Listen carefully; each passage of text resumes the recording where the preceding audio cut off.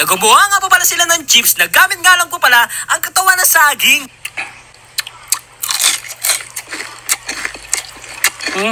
Wow! Nakakain pa lang katawan ng saging at pwedeng gawing chips? Tara, gawin natin! Let's go! So, mahaba talaga tong saging natin kanina, guys. Kaso, nilinisan ko lang siya, hinugasan at binawasan ko, kaya ito na lang natira. Ang unang gagawin natin, guys, slice lang natin to. So, hatiin ko lang to, guys. Oops! Tapos, tanggalin lang natin siya isa-isa, kagaya nito. Ayan, tanggalin mo lang siya. Ayan. Grabe no, dugay na kay ko nabuhi diri sa kalibutan, guys. Pero karon ra ko kabalo nga pwede day kaunon ang lawas sa saging. Tapos next natin gagawin, guys, mag-slice na tayo, guys. So gagawa tayo ng bite size lang. Ayan. So kailangan nating tanggalin tong nasa harap. Ayan. Ayan, kita nyo yan, guys, yung parang butas-butas. Yan lang yung kailangan natin. So tanggalin lang din natin dito sa sa likod. So dahan-dahan ka lang, guys, na hindi siya masira. Ayan. So, parang ganito, guys. Ito lang yung kailangan natin. Tapos, ibabad mo siya sa may tubig na bowl. Ayan, para hindi siya mangitim. So, ganun lang din yung gagawin natin, guys. Kailangan natin gumawa ng madami. Medyo ano lang siya, guys. Medyo hassle lang siya sa part na to. Pero, feeling ko naman worth it. And so, slice lang tayo dito. Tanggalin lang natin tong outer part. Tapos, sa likod naman. Ayan. Ayan. So, ito na yung kailangan natin, guys. Ito para may butas-butas. Pagkatapos natin hugasan to, guys, kailangan natin siyang pigain. Dapat walang tubig na matitira dito. Ayan. So, dapat sobrang piga, guys. Ilang beses ko ito hinugasan, guys? Siguro 3 beses. Para talaga sobrang linis siya. So, bago natin siya iprito, guys, kailangan natin ng itlog at breading mix. So, kuha na ako dito ng mga siguro 2 itlog. Isa pa. At syempre, haluin lang natin. At next natin kailangan, guys, breading mix. So, pwede ka namang gumawa nito. Kailangan mo lang ng harina at baking soda. Pero ako, guys, gusto ko ito para mabilis. So, i-dip na natin dito sa itlog. Itong pinrepare natin kanina na katawan ng saging. Yan. Pagkatapos mong i-coat sa itlog, guys, diretso mo siya dito sa breading mix natin. So, lagay lang natin dito. So, gawin mo lang siya paulit-ulit, guys. Dito. Lagay mo siya dito. So, nalagyan ko na siya ng breading mix. So, prituhin na natin siya. Let's go!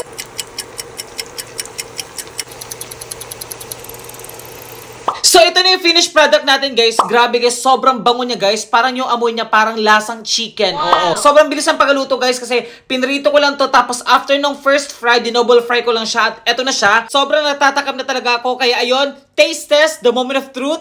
Let's go! Sausaw lang natin siya. Kuha tayo dito ng Ayan. Let's go!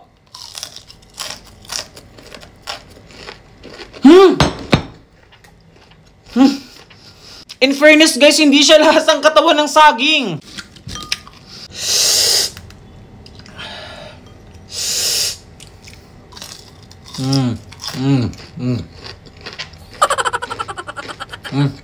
So, try natin gumamit ng cheese powder at barbecue powder. Tignan natin kung mas masarap ba siya. So, maglagay lang tayo dito. Tapos, lagay natin itong cheese powder natin. Budbud lang natin. Tapos, i-shake lang natin, guys. Look, guys. Lagay naman natin to dito. Itong natira kanina. Tapos, ilagay natin itong barbecue powder natin. Uy, mabango din siya, ha? So, nakagawa tayong 2 flavors. Isang cheese at isang barbecue. So, try na natin sila, guys. Let's go. Ito muna cheese.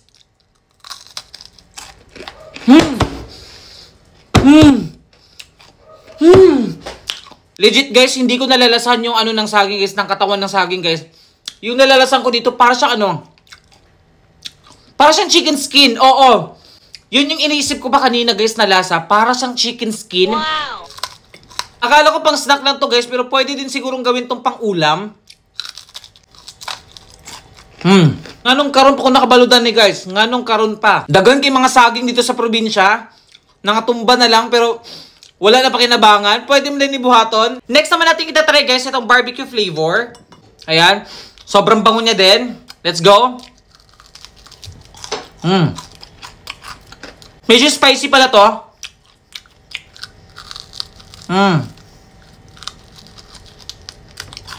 Mas maganda guys kapag kakainin mo to na mainit pa para crispy talaga. Kung i-rate ko to ng 10/10. Lalagyan na natin siya ng creamer.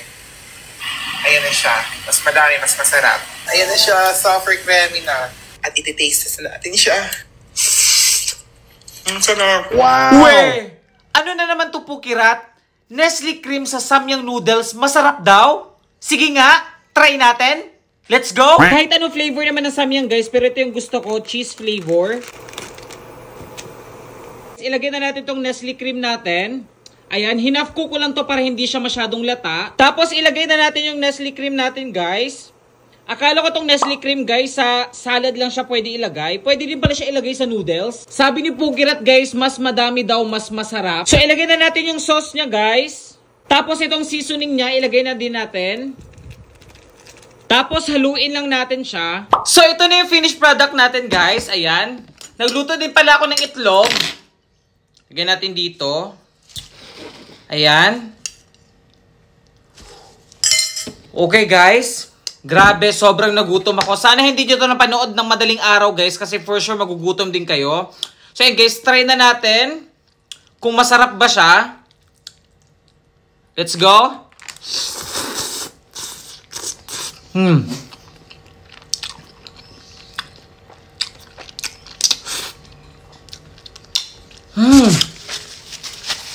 Oo nga no.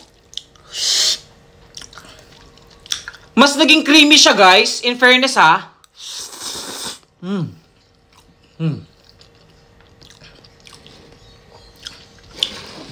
In fairness. Masarap siya. Tapos di ba maanghang ang samyang guys? Kahit pa paano hindi siya masyadong maanghang. Parang tolerable siya. In fairness ha, masarap pala ang all-purpose cream sa samyang. Ngayon ko lang na-try ito guys. Masarap siya. Masarap siya.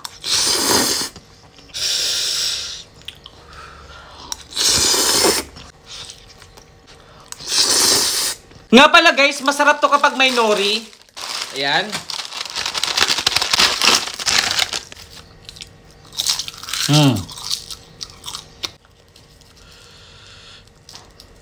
Let's go.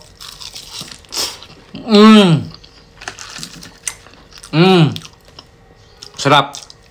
Dati hindi ako mahilig sa nori guys, pero ngayon nare-realize ko masarap pala siya. Yung lasa pala ng nori guys, para siya ano, para siyang malansa na crispy. Kung hindi ka sanay guys, hindi mo talaga magugustuhan. Pero kapag nasanay ka na, for sure magugustuhan mo na siya kapag tumagal. Oo, sanayan lang yan guys.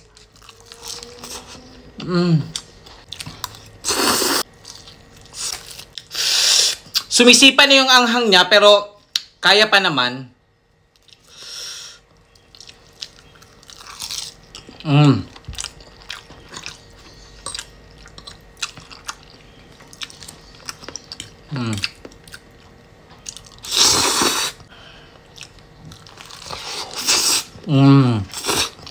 So maglagay tayo ng itlog dito.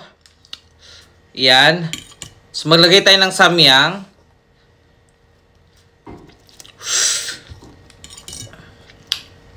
Tapos lagyan natin ng sausage dito.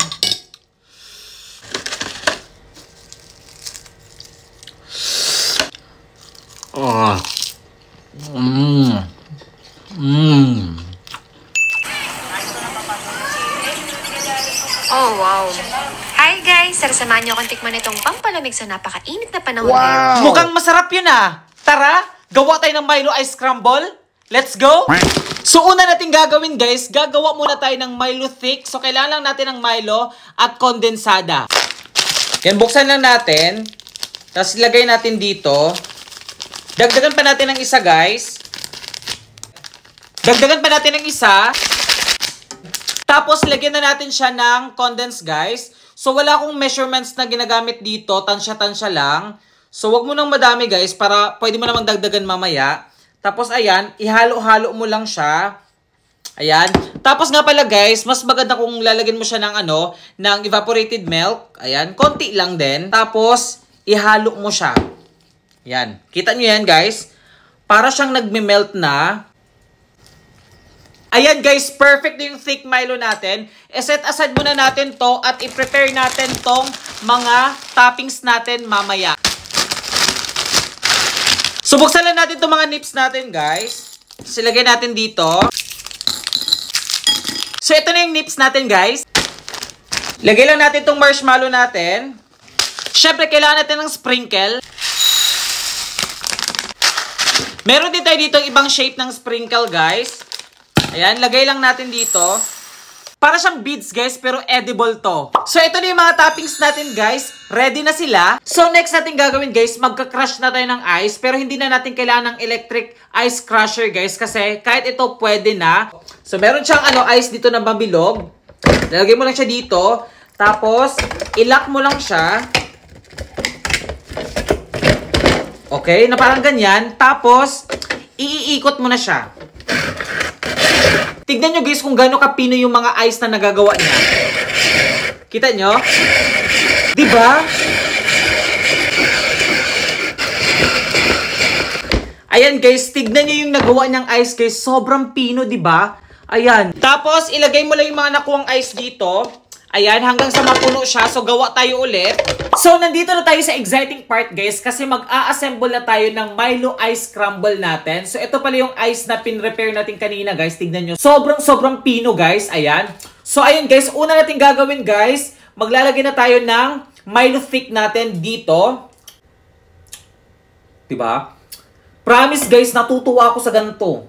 Kasi first time ko lang din to siyang ginawa. Yan, damihan natin. Huwag natin tipirin, guys. Wait lang, may nakalimutan ako. Dapat pala lagyan muna natin ng condense. Ayan. Wala namang tama't mali dito, guys. Ayan, depende sa trip mo. Tapos lagyan na natin siya ng thick Milo. Ayan. Tignan nyo naman yan. Ayan, ubusin na natin. Next naman natin ilagay etong mga sprinkles. Ayan, lagyan natin dyan. Grabe. Feel ko masarap talaga to, guys. Tapos lagyan na natin ng nips. Ayan, gusto ko kamayin yung nips. Ayan. Look. Mukha siyang masarap, guys. Like, legit. Tinitignan ko pa lang, guys, natatakam na ako. Tapos, lagyan na natin ng marshmallow, guys. Isa to sa paborito ko talaga, itong marshmallow na to na maliliit. Tapos, lagyan din natin ng sprinkle. Ayan, guys. Tignan nyo. Siksik liglig sa toppings, guys. Lagyan din natin siya ng gatas. Tapos, lagyan natin siya ng Oreo. Tapos, lagyan natin ng stick O. Tusok lang natin dyan. So, ito na yung finished product natin, guys. Ayan, mukha siyang masarap, guys. At sobrang excited na akong matry ito. Taste test, the moment of truth. Let's go. Ayan. Haluin ko lang siya. Let's go. Ang lamig.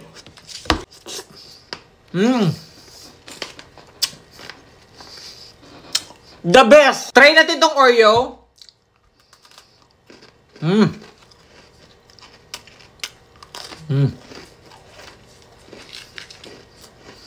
Gusto ko yung sabaw dito, guys. Tamang-tama lang yung tamis niya, guys. Hindi siya sobrang tamis. Hindi din siya matabang. As in, saktong-sakto lang. Ang gusto ko kasi dito, guys, yung ano na siya, yung natutunaw na yung ice, kagaya nito. Street food na gawa sa pastillas tapos may kasama pang gravy. Nakaka-enjoy talaga kainin yung mga ganito. Parang akala mo bumabalik ka sa pagkabata. Wow! Weh! Street food na gawa sa pastillas? May ganun pala? So ayun guys, nag-order ako hindi lang isa, kundi 4. Oo, nag-order ako ng 4 na pastillas, guys, at sobrang excited na akong ipakita sa inyo yung mga na-order ko. So ito yung una ko na-order, guys. Papakita ko sa inyo. Ito. Tignan nyo naman, guys, parang talaga siyang totoong street food, pero pastillas yan. Next naman, guys, ito.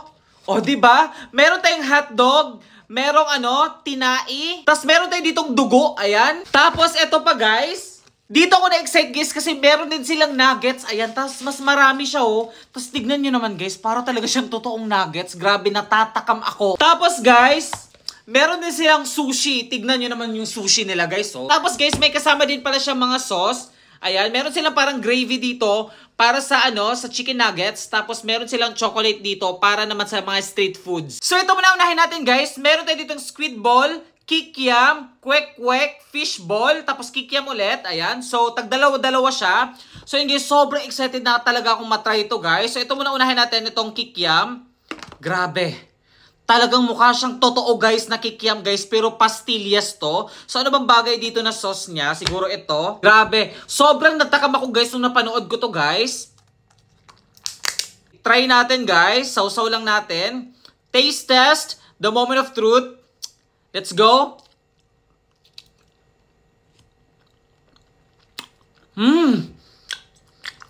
Wow. Guys, pastillas nga siya, guys. Confirm. Kung titignan mo, para talaga siyang street food na totoo. Tignan nyo naman yun, no? Pero kapag kinain mo siya, guys, matamis siya. So, yung lasa niya, guys, para siyang, yung lasa niya, matamis siya, na parang sobrang milky. Tapos, pag kinain mo, guys, para siyang candy, guys, na natutunaw sa dila mo. Ganun yung lasa niya. At sobrang nagpapasarap tong sauce niya. In fairness ha. Try naman natin tong kwek-kwek nila. Uy. Let's go.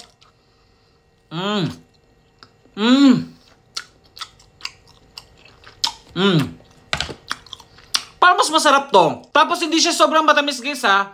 Sakto lang yung tamis na guys, kaya hindi ka mauumay. Try naman natin tong fishball. Let's go. Fairness ha, hindi tinipid sa sauce ha.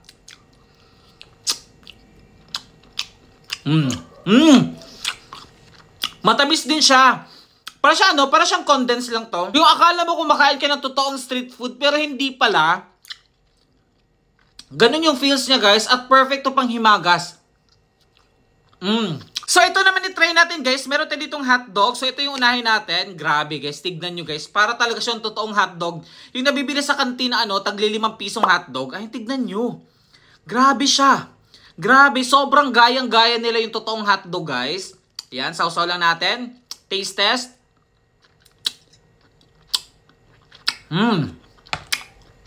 Hindi din siya sobrang tamis guys. Natutuwa ako dito guys kasi sobrang creative nila. Try naman natin tong ang Betamax.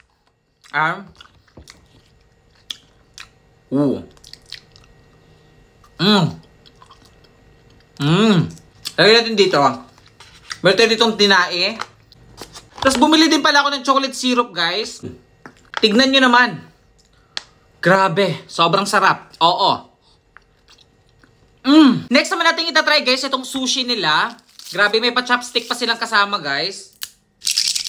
Tignan nyo naman yung sushi nila guys. Para talagang totoong sushi. Diba? Ang galing nila. So, sausaw lang natin. Okay. And, taste test. Actually, same lang talaga sila ng lasa guys. Iba-iba lang yung design.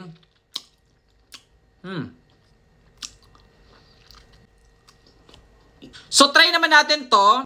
Ayan. Let's go. Tapos to, syempre, ito try natin. Sausaw natin siya sa gravy. Ayan. Ito, i-rate ko to ng 9/10. At ito guys, ang pinaka-excited kong matry guys. So, i-try na natin siya. Tignan nyo naman guys. Sausaw natin. Grabe. Mukha siyang masarap. Let's go. Medyo crispy siya. Iba din yung lasa nito guys. Weird siya pero masarap. Oo.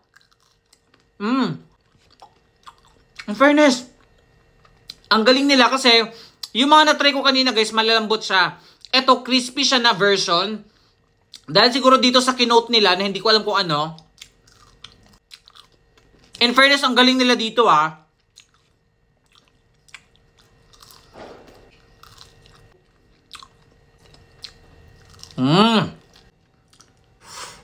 OMG. Ito palang tinai guys, hindi ko pa na-try.